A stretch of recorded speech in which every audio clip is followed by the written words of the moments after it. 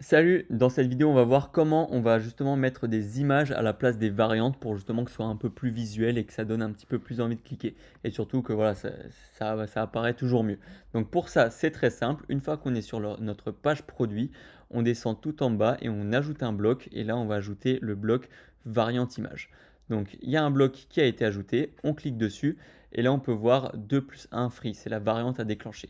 Là, dans notre cas, ici, on va essayer de déclencher la variante châtain, donc pour que le châtain soit remplacé par une image. Donc là, je vais mettre du coup châtain. Il faut faire attention à très bien l'écrire avec les accents et tout. Donc là, il y a une petite bulle qui apparaît. Alors ça bug, mais c'est normal. On va mettre une image. Alors de préférence, une image carrée, c'est le plus optimisé. Moi, je vais mettre ça parce que, vas-y, j'ai que ça. C'est un très ancien logo de New Story. Et voilà, on a le châtain.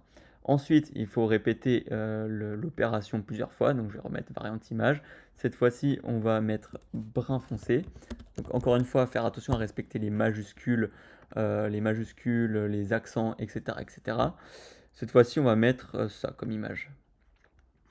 Voilà, on a cette image-là. Ensuite, on va continuer, on va faire les 4 ainsi déjà, comme ça on comprend bien le concept. Là, on change, on met roux. On va mettre une autre image. Mettons, on va mettre une image carrée, hein. Parce que sinon, je crois que ça affiche pas très bien. Si je mets, ah si, quoique, les images qui ne sont pas carrées, ça passe aussi. Mais bon, autant faire en sorte que ce soit des images carrées. Donc, on met la dernière. Donc, pour le noir, tac. Et là, on va mettre ça. C'est pas chier.